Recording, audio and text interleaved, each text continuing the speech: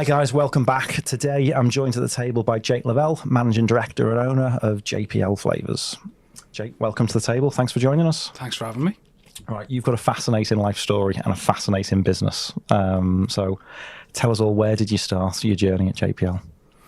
Well, it started really at a company called Flavours, which was an American-owned firm, and they had European headquarters in Bromborough on the Wirral. So I started working there in, what was that, 2010, early 2010, and then worked there for just under 4 years until we were taken over by a much larger organisation. And then that's when the idea sort of started really for JPL. Fantastic. So kind of you built the business out of an existing company. You spun out. Yeah, kind of. I mean, when they took us over, it wasn't a very nice process. I think we found out on Google. We weren't even told sort of what was going on. Hagelin, for context, was a small business. I think there was 14 of us. Very close family feel.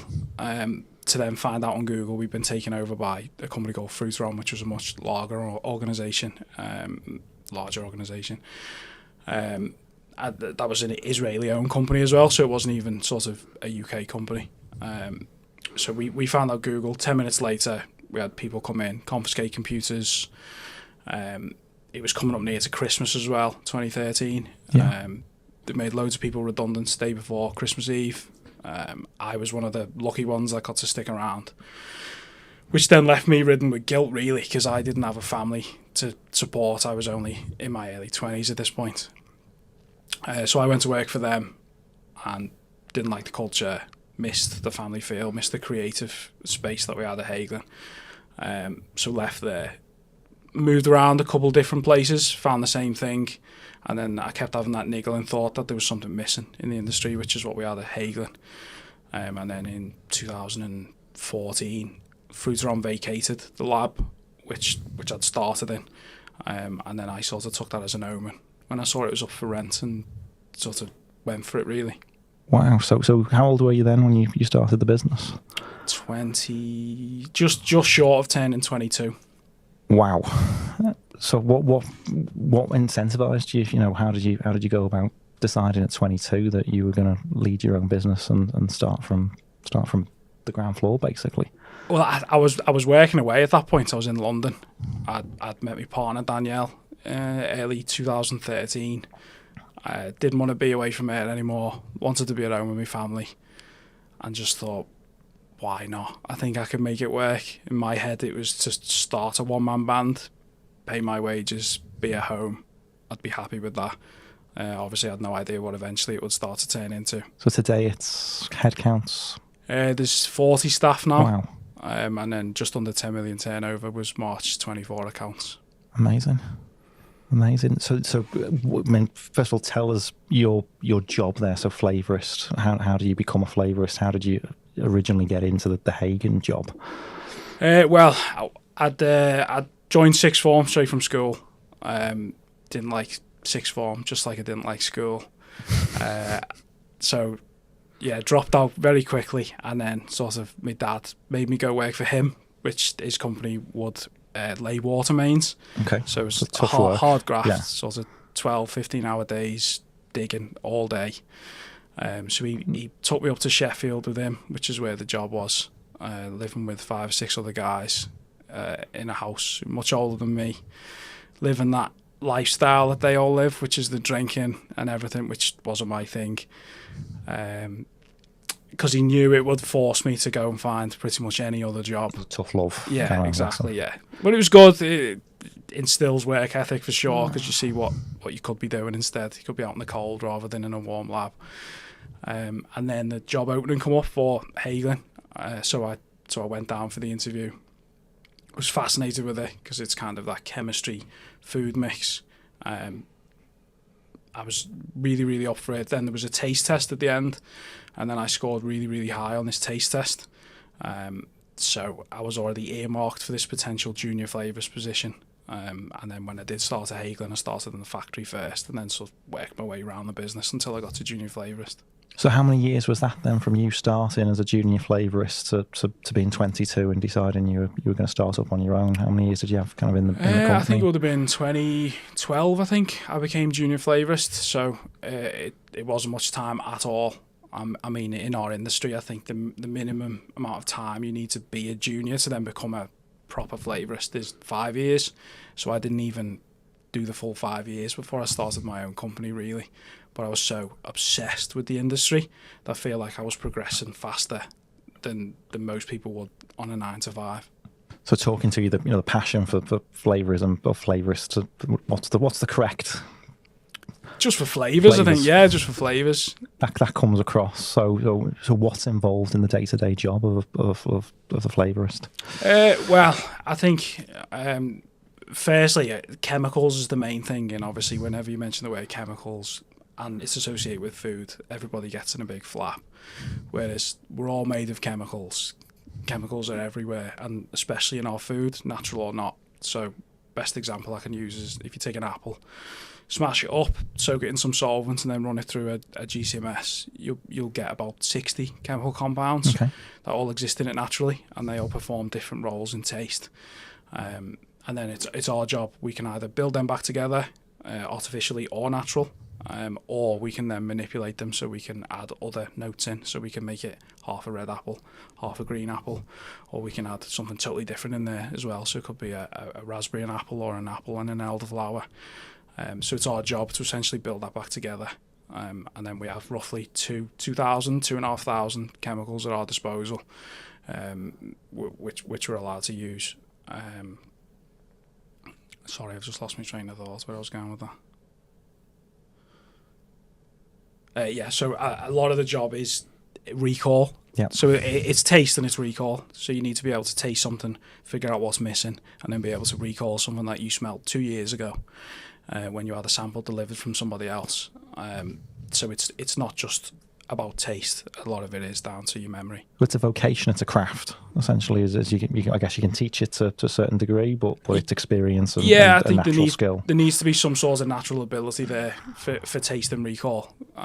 So, for example, when we do a taste test with a potential employee and we're looking to put them in that area of the business, we'll give them something like a couple of different mint oils, and then we're not looking for them to say that's peppermint, that's spearmint. We're looking for them to say that's the green chewing gum, that's the blue chewing gum, or we'll give them something very vague, which is they can then relate to something else. So we tend to use benzaldehyde quite a lot. Benzaldehyde, to most people, just smells like marzipan. So if we put it in something, we'll accept answers that are marzipan. We'll accept even cherry in some cases, or Bakewell tart. A lot of people put as well. Interesting, fantastic. So gone through that journey. You're 22. How do you raise the finance? How do you build the team to be able to start up on your own as JPL? Well, it was a family effort. So it was debt from me, from my brother, partner, mom, dad, everybody. So the whole family was sort of involved because I said I could do it, and they definitely believed me and got behind me. And then obviously my partner Danielle was in helping me constantly, because otherwise we would never have seen each other. So it was sort of seeing each other for a couple of hours, 1-2 in the morning in the lab. She would help me be making stuff, and then I would also be working. I was working 3 jobs, including JPL at the time. Wow. So I was working in Stoke for a sauce manufacturer, helping them with top notes, and then I was working at FedEx in D-side as well, doing night shifts, and then I was also doing JPL sort of whenever I could. So I didn't sleep a great deal. I wouldn't advise it. My health took quite the turn after 2-3 years of that. But you did it, and I mean, how do you instill the confidence? That's a hell of a vote of confidence from your families, for people to put their own money on the line, to say, yeah, we believe in you. Go for it. We know you're going to be successful.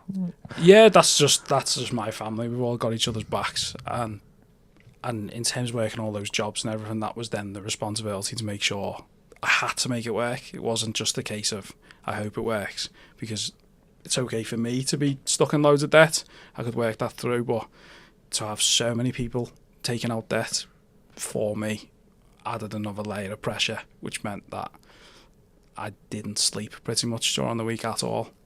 Amazing. And the family work in the business today? You say, Yeah, they do. Yeah. So my mum's been with us since 2016. So she's when we officially started trading in March 16. Right. Because there was that 2-year gap. So we founded it in 2014. But what you find in the food industry, if you submit a sample, it's got to be tested rigorously. So then we were finding there was a lag between a sample and an order. So I had to obviously keep the lights on for 2 years. So that's essentially where all these jobs come from. Yeah. And then one of the first hires was my mum, which was supposed to be temporary. So as we were getting busier, I asked her to come in, told her we'd never be able to work together. She come in to help me. And then I think 6 weeks later, I begged her not to go anywhere else. Oh. And then my partner was already helping at the time as well. So she's still there. My brother then joined. And then now there is my sister as well. And now my youngest brother, who's only 17. So he's just straight out of school. Fantastic. And how quickly did the business grow? How quickly did the headcount grow? And where did you go for customers? How did you build that customer base? Well, the customer base was just sort of old contacts at the time because I wasn't very good at marketing. The website wasn't great. We didn't have any money to put into it. So it was old contacts, expos, going around with a suitcase full of samples, trying to start conversations, introduce ourselves. And then 16 is kind of when it started to take off. So that's when the growth started to happen, really. So I think it was March 16 I left my other 2 jobs. So just went full-time, JPL. And then just me and my partner, Danielle, we did 250,000 our first year, which is way more than we expected because I'd set it up to maybe take home 40 grand a year. Would have been happy with that. It would have been a winner, really, in my eyes. And then we thought, okay, might have just been a good year. So then year after we took on an apprentice and my mum, and then we did 1.8 million with the 4 of us. And then that's kind of when we realised we were onto something. So then started investing more and more. And then I started to try and learn about running a business rather than being a flavourist. So that was kind of the start of that journey. What gave you the confidence to, when you started out and you're a flavourist, to make the leap to being a businessman? Is it, your family business people, you'd kind of experienced it in the past? Yeah, well, I'd seen it with my dad's business, but obviously a lot of that was working away and stuff, so I didn't really get to see what it involved as such, really. It was more of I was stuck. I wanted to be home, but I wanted to work in Flavours. There wasn't anything around, so I'm going to have to just start something. So I was kind of cornered in a way. But where's the passion for flavours come from? Was it just from when you started off in the job and you loved the... That's it. Yeah. I have no idea. It just found it fascinating. It's a very, very small industry. Everybody knows each other's business. It's very competitive. A lot of what you're doing is sort of taking business off each other, trying to beat each other to the punch. I kind of like that competitive bit of it. I can't explain why. Didn't even know the flavour industry existed before going to the interview, so it's not even like I can say it's something that I was aiming for. But once you're in, you're completely sold. And, yeah, absolutely, yeah. Fantastic. So business at the moment based in the Wirral? Yeah, we're based in Neston at the minute. Okay. So we started in Bromborough. We moved to Neston in 2019, and then we're moving again back to Bromborough, which is nice. So it's like a full circle. Fantastic. So you outgrew your kind of first premises? Yeah, we outgrew the first premises, moved to one that was 9 times bigger. Wow. Which is where we are now. And then we've had to build 5 warehouses extra on that land as well, thinking that would last a good 10, 20 years, but we've now outgrown that, so we need to move. So that's what we're doing. We move back to Bromborough. How do you build a team to manage that sort of growth? Where do you start from realising the orders are coming in and it's not just a one-off good year? How do you go about building that team and managing the growth in the business? It depends, depending on the department. If you're looking at a technical department, it tends to be people I've worked with in the past who I know are good. And again, because it's such a small industry, you know from word of mouth how good people are. We're also big on training locally.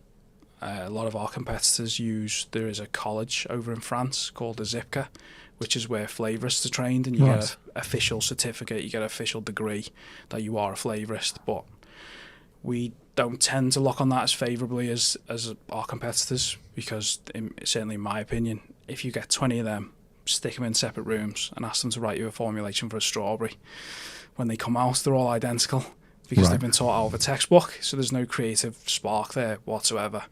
So we try to pick people who have a slight natural talent, who've been able to do those things, pick the mint references to the chewing gum, take them, teach them what we know, and then let them put their own spin on things. So that kind of covers technical. And then in terms of factory workers and the operational side of the business, we just try and take experienced people who are kind of fed up where they are, give them a new lease of life. Because you've got passion for kind of hiring locally, and by the sound of it, you've got passion for young people and bringing them into the business as well. Yeah, definitely. I think Flavours years ago was the Wirral was a real hub of it, because Unilever actually used to do their own flavours. So there was Unilever, there was Quest as well, Quest Flavours, which is a very large flavour manufacturer. That was moved to Hungary. There was Unger and Chester, which is now gone. So everything is kind of being bought up. There's nothing else left on the Wirral, so we're the only ones there. So I'm keen to try and sort of reignite the flavour industry on the Wirral as it was. Fantastic. And in the UK, how many kind of companies like you are there? There's very little of us privately owned. There's probably 3 or 4 of us privately owned, because I guess the multipliers. So the multipliers are very large in our industry. So what we tend to find is when it's privately owned, it gets to the size we are now, which is sort of just under 10 million, and then people normally sell. But we don't want to do that. I've been through an acquisition. I've seen what it does to the staff. I was on the receiving end of it. It was horrendous. A few of the people that work for us now were ex-Hagelin employees, so last thing I want to do is put them through that again. And the idea will be to pass it to my 2 young daughters, hopefully, if they're interested in the business. Fantastic. That's a grit and an honesty, commitment to the business and the community that you so rarely get. Is people want to make the money and exit, but to have somebody that's had the experience of being part of a business that's been acquired, and to say never again, and to have that vision of passing it down to kids and keeping it in the family or keeping it in the community is amazing. Yeah, and I think to sell it will just be greedy at this point, considering sort of when I started it, I'll have 40 grand a year. I'm happy with that. So I wouldn't know what to do with the kind of money that they throw around offering you, but I'm just not interested. It's just would rather give the kids a trade. Obviously, all my brothers and sisters there, my nieces and nephews, a trade as well. Because obviously my dad had his trade, his brothers worked with him. Yeah. His dad did the same thing. They all built the Channel Tunnel together. It was all a family business, but that trade isn't as good as it once was. So instead, I'd quite like to sort of change things up and make this the family trade. Is that part of the wider mission then, is to get back to that sort of small business mentality and encouraging more local small businesses and growing the SME base in the world, do you think? Yeah, I think it would be great if we see that, but again, I also wouldn't knock someone for selling their business. It's theirs, and they can choose what they want to do with it. But certainly from my perspective, I love seeing family businesses do well, and I love seeing them punch above the weight as well. How do we grow them in the UK? Because we hear a lot about the startup scene and we hear a lot about tech, but from your experience of manufacturing business, how do we kind of rejuvenate British manufacturing and reindustrialise? What do you think needs to be done, kind of grassroots? I think support. Government support, council support, just some support really, because when you're, it's fine now, I can go get support now, but when I was one-man band, there was no support for me. Nobody wanted to know. And then you look at other countries have even small things like you don't pay business rates until you turn in a profit, because the business rates nearly killed me. I think it was Wirral Council at the time when we were negotiating the rent with the landlord. It was when speaking to the council, it was a case of, you don't need to pay rates, you're under the rateable value. Yeah. So part of my business plan, the rates weren't included. I move in, a month later I get a bill for the rates. Speak to the council, but you said it doesn't apply because it's not the rateable size. Mm-hmm. Oh no, sorry, I made a mistake. Yeah, you need to pay this. So then you got to then squeeze in all that into your budget. And I just think there's nothing like that available to businesses. Certainly not in my region that I'd found. And if it is there, they don't shout about it enough, that's for sure. I think that where would you kind of value that support coming from most? Is it kind of a peer network from the business community, governments? What would be the ideal cocktail, do you think? Having successfully had the experience and done it yourself, what does the right mix of support look like? I think both. I think especially helping people who've come up with an idea to start a business but they don't know how to run a business, because I was battling that for so long. But there is some support out there. I had some support from the Growth Hub in Manchester. That wasn't... Should be the legendary Philanders, isn't it? That's it. And that wasn't until 2018, I think it was. And then that is where they do the peer-to-peer stuff. So they give me a mentor, who was Jan Scott, who was really, really helpful in teaching me how to step back, run the business, all that type of stuff, and still use him to this day. Just as a sounding board, and he's actually the chairman of our board now as well. But it's the pre that though is the bit that I think where people need help. We only got to that position because we were identified by the government as a gazelle business, as they like to call it. So I feel like being called a gazelle. That's an interesting. It's a bit strange, isn't it? It's a bit corporate, but that's the word they used. But it's the bit before that where people need support, I think, and there's nobody offering that. Interesting, fantastic. So, talking about the startup culture, then, how does it differ? You know, when you look at the tech scene and the focus on sort of pre-seed investments and Series A and that kind of Silicon Valley finance approach. Is there any mileage for that in manufacturing, you think, or we need an alternative model for how we approach finance in manufacturing startups? I'm not sure, only because you're talking to someone who just self-financed everything, so I've always kind of shut the door when in terms of speaking to people who want to offer investment. So I've never had those conversations. I'm not interested. I wouldn't give up equity, so I just... That's really interesting, is because the conventional wisdom is you've got to, but you've proven you don't. You've bootstrapped it yourself and built it sort of on debt, on borrowing, essentially. Yeah, but I also acknowledge I was lucky. I was 22, still living at home with mum and dad, no rent to pay, no family to support, and enough energy to be able to work 3 different jobs constantly. Would I be able to hack that now, sort of 10 years on? I don't think so, especially not now I have kids. So it's one of them, isn't it? It's all about timing, I think. I can see why people do it in terms of taking investments and stuff. But I mean, it can be done without, but it depends on your circumstances. Certainly wouldn't be lecturing anyone to say you can do it, because again, if I was doing it right now, I wouldn't be able to do it because I also need to be a dad to my kids. Honest answer. What drives you? So you got your parental commitments now as well. Yeah. Does that change what drives you? You know, what was really pushing you to start with, and has it changed over the years? And what pushes you to continue to compete? Well, I think family's always been at the heart of it. Really, I think starting the business was because I wanted to be close to Danielle, which is literally the only reason why I was so adamant I had to stay on the Wirral and to be near my parents as well, of course.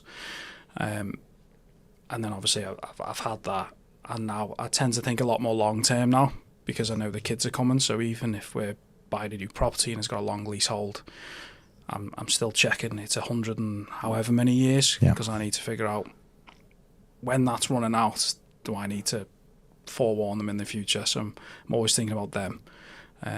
But early doors as well, it was just to show people that I could do it. There was, it's a small industry. There was plenty of laughs when I started the business to think that I could do it. I was probably slightly arrogant to think I could do it at 22. But I guess you kind of need that little bit of arrogance. There's a smidgen of ego and absolutely, 100%. But you need that.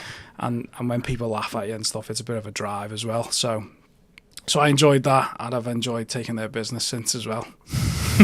So you've done acquisitions as well, have you? Or you? No, taking business off them. Winning Again, businesses. a lot of Flavours, it's all just, a lot of it is taking each other's business, because it's existing products that are on the market, and if they're not given the right service or the right cost, we're essentially going around pinching each other's business, really. Right.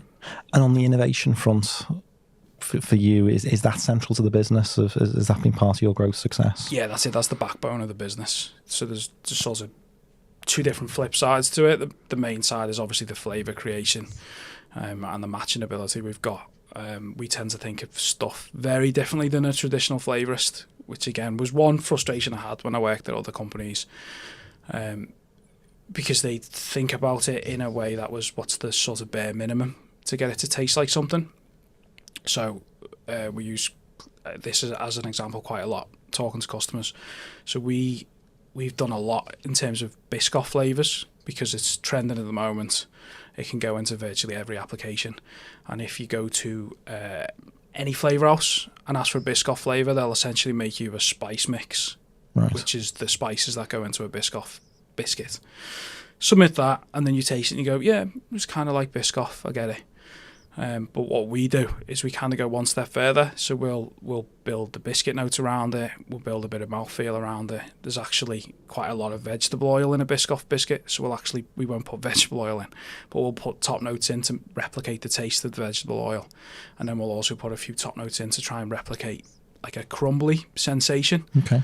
So we're thinking way outside the box compared to our competitors, and looking at it in a way which is, I always say it and our marketing team hate it, I always say they're thinking in sort of 1D and we're sort of in 3D, and we can always be making stuff better rather than just doing it the way we've always done it, which is the attitude of our competitors.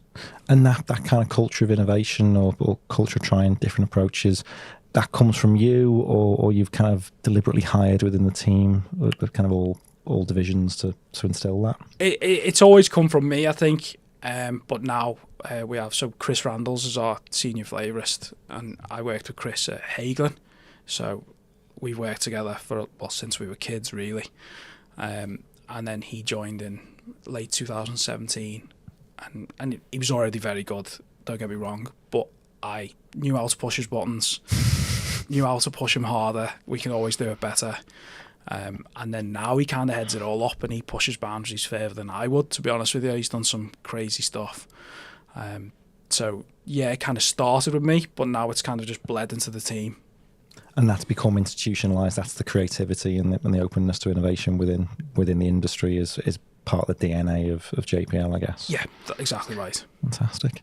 What's, for you, the leadership journey then, as you're managing kind of presumably a very different business today than the one you're managing when you started off? You've managed through some transitions and some changes. I'm guessing there's been some challenges along the way. How do you view your leadership journey then? You said you've kind of not formally, you've not done business studies or anything like that. You've learned on the job. Talk us through that journey of how you led then and how you lead today and sort of lessons learned.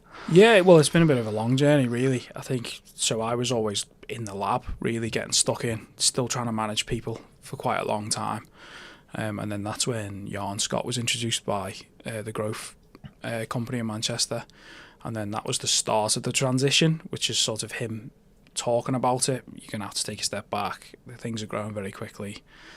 And my reaction at the time was, nah, I'll be fine. I can do both. So working on the business rather than working in the business. Exactly, yeah. Then we moved in 2019 to the new site, carried on in the lab. My desk was in the lab, cracking on in the lab. And then sort of kept doing that. But, I mean, that was long days. It was 9 to 5 in the lab with the team. But then I'd be there till 2 or 3 in the morning, which is then working on the business bit. Right. So it wasn't sustainable, realistically. So I think when my first daughter was born in March 21, towards the end of 21, I still wasn't making it home much, wasn't seeing her much. And then that's when I asked Jan Scott to get more involved in the business, to help me then start building a team around me, because at this point I didn't know how to structure a management team, and there was no non-execs or anything at this point. So we come in and then we started to hire a management team, and one of the first hires we had was Cliff, who's our operations director. So we took him from one of our market leaders. He joined, made a massive difference straight away, because all that stuff I was having to stay really late to work on is stuff that he was handling straight away. And then the people who were directly reporting to me just shortened by 10 or 15 people immediately. Wow. So it was a big load off. And then we've carried on adding. And then also, obviously, I've been learning the whole time how to manage these people. I mean, 2 years ago, I didn't even know how to read a finance report. Couldn't have told you what EBITDA meant nothing. But it's been a slow journey, 2 years. Was it tough letting go of bringing new division directors in and you stepping away? Did you find it tough to step away and let go, or did that just come quite naturally? Yeah, do you know what? It come naturally. I thought it'd be tough, but because of how good the people we've hired are, it's almost because it was almost immediate that I knew they knew better than I did. Because my experience would be limited in terms of manufacturing or the technologies in manufacturing, whereas sort of Cliff knew virtually everything there is to know. So that was easy. I don't have a technical director yet, so I might answer that differently once we put a technical director in. But no, it's been really good, and obviously being able to get home before the kids go to sleep, all that type of stuff. So yeah, it was a lot easier when that's the case. So that kind of family values piece, I think, is sort of really important to focus on, and by the sound of it, you bring those kind of family values into the business. Obviously, you got your own family working in the company, but have you deliberately made an effort to make it feel like a family company for all levels of the organisation? Is that how you manage things, even as you're growing? I think so. Yeah, I think that just stems from the Hagelin, the first place I worked at in Flavours. It was like that. It was relaxed, and then you saw the creativity it would spark. We would try just absurd things, and then it would work, and then we'd win business that we shouldn't really be winning, with high level customers. And then that's what's always stuck with me. Sort of relaxed family feel breeds creativity. If you micromanage a creative person, you will kill the creativity out of them. So yeah, I think it comes from obviously my family values plus my experience showing that it can actually work if you get it right. And you light up every time you talk about Hagelin. So that sounds like it was a great apprenticeship and a happy start to the career before the acquisition. Those years. Yeah, it was. Realistically, it was the best thing that happened to me, really, because it set me off into the flavour industry. Without it, I would not know what Flavours was. And then we just had a really good time, and then learned so much as well. And many people that were kind of your peers there, or your mentors there, are they back at the business, or are they with JPL now? No, well, Chris is with us. Everyone else sort of gone on to something else. A good few have retired. I've tried to get plenty of them back in, but they're off doing the same thing. A couple of them are abroad as well, but we all still keep in touch. Fantastic. What's the kind of international market like then? Are we going to see JPL expand internationally? Is it just customer base that's international? What's the growth plans? No, yeah, the growth plan definitely is to include international. So we're weighing up our options at the moment. So we'd quite like to acquire a company somewhere in mainland Europe, potentially in Asia.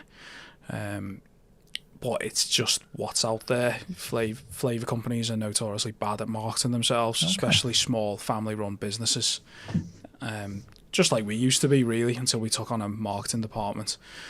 So it's finding them is the difficulty, and then obviously competing with those people that want to buy the UK companies. They're also out looking. So they're all kind of big venture capital backed, or they're big food, are they? Yeah, it's all private equity, right, okay. Mainly, and they have their teams out looking for people to buy, so the chances of us beating them to the punch is slim.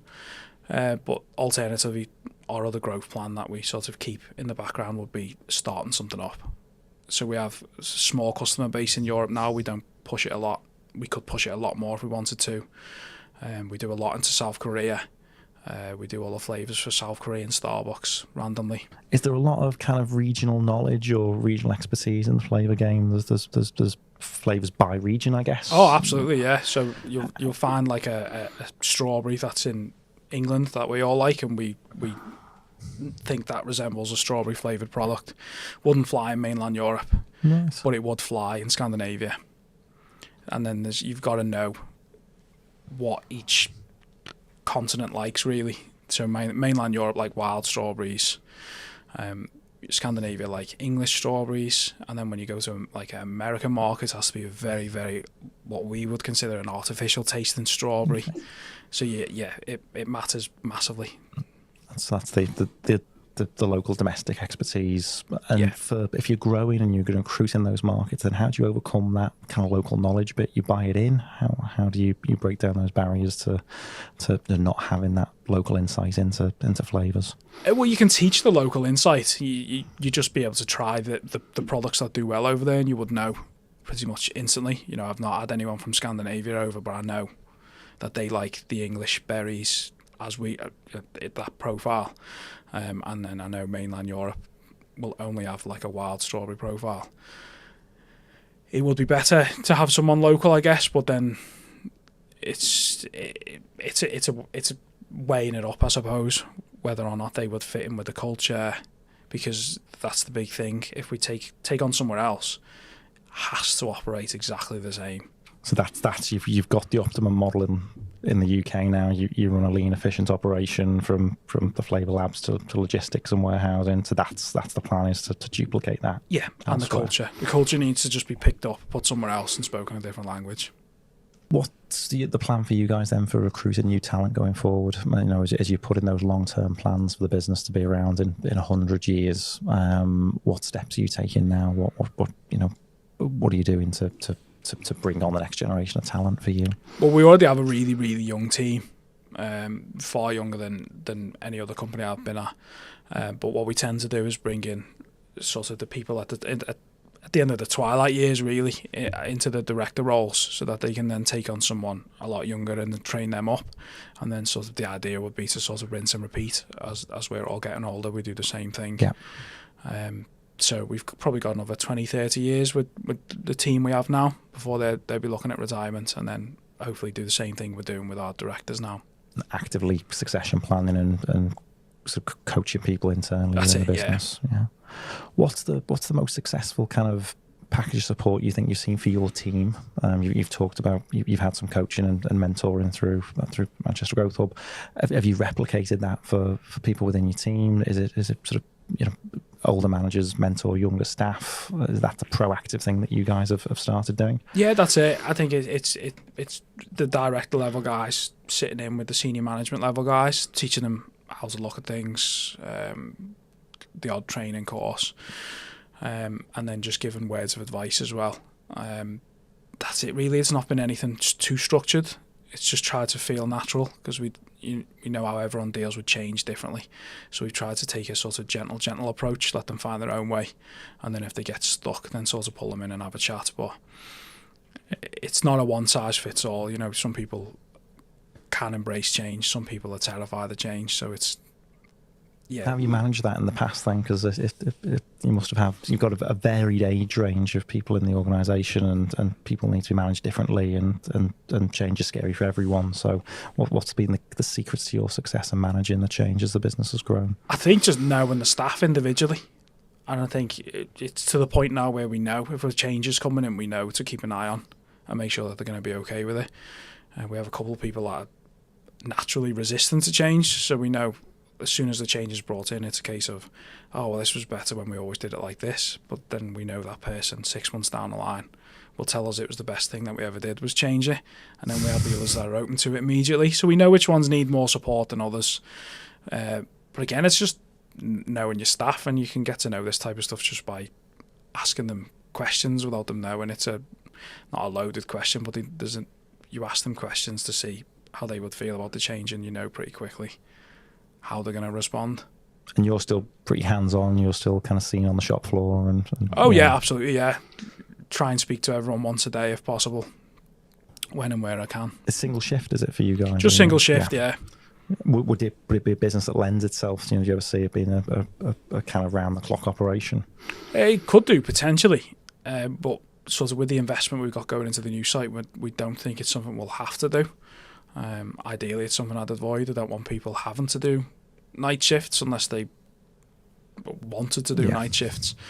I think it's better for everyone's mental health if they just work during the day, get home, have dinner with the family. Yeah, that's great. What's the for you? What's the bit of the job that you most enjoy? The flavour bit. You still like the technical bit? Oh, of absolutely, being on tools, and being in the lab. It's the same doing a presentation to a customer. You know, you talk about all sorts about the business, and But the minute we talk about flavours, that's a bit when I sort of get a bit excited and it becomes obvious. That's the bit that I like. So in the lab then, so the combination of people skills and equipment, it's chromatography, is it? That's the analytical side of it, yeah. Right. So how much of it is analytical tools in the lab, and how much of it is that kind of innate talent and recall and skill that you've taught? When customers comes to you and says, I want one of these for this price, where do you guys start? Well, I think the mass spec is the place you would start. So you if someone says, I want to copy this flavour, or they send you a really exotic fruit you've not seen before, you'd be able to analyse that, and then that would give you about 70% of what exists in that solution. But there'll be 30-odd% missing, maybe 40% missing, and that's essentially just trace compounds that the mass spec can't pick up. Okay. So then it's the flavourist's job to make up what the report comes out as, taste it against the standard you've been sent, and then be able to fill in those gaps. And that's where the recall comes in, because they'll taste the standard, taste what they've produced, and then go, right, well, it's missing loads of different things, and then they have to then recall everything they've ever tasted, and then be able to then add them into this to make it taste like the standard. Does that make sense? Yeah. So in some cases they might be picking up 30, 40 compounds when they're tasting something that's not in this one, and then they have to then get it right. They've got to get the levels right, because the chemical compounds are very strong as well, so you have to then get the levels right. So it could be 0.01 gram of something. There's a lot of trial and error in that. Oh, there's loads of trial and error, yeah. And that so from a customer coming to you having the kind of finished formulation, that's how long would that take you guys? Well, we normally it depends. It depends on the project. We're actually quite quick, so I would say probably a week for us. But usually, certainly when I worked somewhere else, used to get about 6 weeks to do it. But we're very much customer focused. That's sort of one flavourist on each contract, or you'd have a gang of flavourists. Normally, you'd have a flavourist on one project. But I always find that kills the creativity, and you start overthinking it. Okay. Because if you overthink it, you start adding more and more and more and more, and then you sort of take a few days off, come back to it, and then you realise you've gone in too deep. You need to come back, look at it with some fresh eyes. So we tend to let them run several projects at the same time, because then that way then they're not going to get too stuck into the project. And then you work your formulation out in the testing lab. You take it to the client and say, here's one option, three options, I guess. Did you go with different formulations, or is it always, we've come up with the one solution? Again, it depends on the project. If it's a case of we want a new strawberry flavour to go into our donuts or something, we'll probably take 2 or 3, because we don't know exactly what they want. Sometimes the customer themselves don't know what they want, so you take them sort of 2 or 3 options. But what we do is we have an MPD department which runs alongside the MPD minimum. Just like a new product development, right. So applications we call it. So Dave, who heads that up for us, they do all the finished product. So we do a lot for Krispy Kreme donuts. I know they won't mind me saying, because they let me say it on something else. It's really secretive flavours. You can get in a lot of trouble by saying who you work for. So what we'd do is, if we were doing something new for Krispy Kreme, Chris would work on the flavours, get the profiles right, and then it would go down to Dave in applications, who would make the physical donut to taste it, so it's exactly the same as what Krispy Kreme would have. So you produce the food that the customer produces. Yeah. So they give you a kind of a recipe and sometimes we have to copy it. Right. Okay. Obviously, on the back of the pack, we can see what they use. Yeah. So we have a separate team copying food, and then we'll be able to put the strawberry flavour in the actual food, and then when we take it to the customer, it's a case of, this is what your product would taste like if you bought this from us, and then we then just give them the recipe of making the actual food, and then somewhere along the line of the formulation it'll say strawberry flavour, the code, and the percentage we've used it at. And then for kind of the scaling up of the flavour for the customer, that's done at your facility here in the UK. You go from the lab. All the manufacturing's done at our site in Neston. Yeah. How many lines do you have on the go? Do you do some different customer flavours in batches, or do you run kind of multiple parallel? Yeah, well, it's not really a line as such, because essentially it's just liquid and powder going into one big pot, really. Sort of the main bit for us is the IP, which is how it's formulated. Yeah.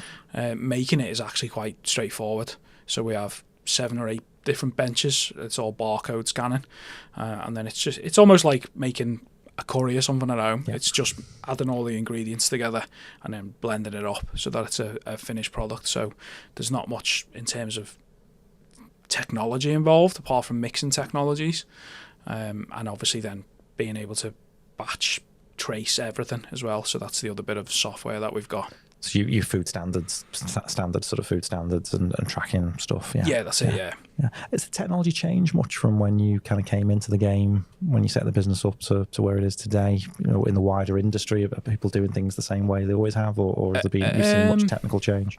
No, the flavour industry is quite resistant to change, I think, especially the way it's manufactured. We've seen some automation in Europe before. We haven't seen any in the UK, which is why we've decided in our new site in Bromborough we're going to have automated production, which will be the first in the UK for flavours.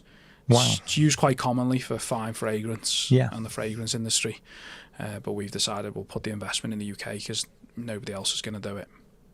So that's kind of bespoke stuff that you guys developed then, particularly for flavours industry, or is it kind of fairly standard off the shelf stuff? I wouldn't say standard off the shelf, but they do specific dosing machines, and then we've worked with them to sort of tweak it and fine tune it so that it was how we wanted it. So it's another string to your bow, another batch of IP, is that ability to design and commission at scale, I guess. Yeah, that's it. And it's also a message to the industry again. If we were going to sell out, because that's part of the hardest bit of my job, is convincing people we're not gearing up to sell because they've been burned so many times before.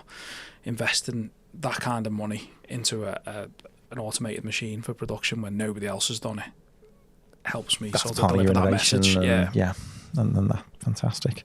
So how does it feel to be, you've won a couple of awards as a business leader, how does that feel when you get that recognition of lad done good? I hate it. I'm not gonna lie, I absolutely hate it. I hate being anywhere near the spotlight at all. I said I'm only here because I owe Jim a favour. Well, thanks for coming in. What's the legacy then for you for the business? I mean, you're obviously not going to retire anytime soon. No, I think I'll die at my desk, probably.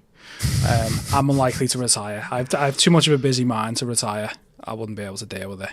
And then hopefully the idea will be build it to 100 million group, hopefully, pass it down to the kids, and then hopefully the kids will want to run it, providing they're interested. I'm not going to force them, but I'm hopeful there will be a Lavelle running it anyway. Fantastic. And you've done a lot of charity stuff as well. Yeah, we do quite a lot in the community, and you've given a lot back to.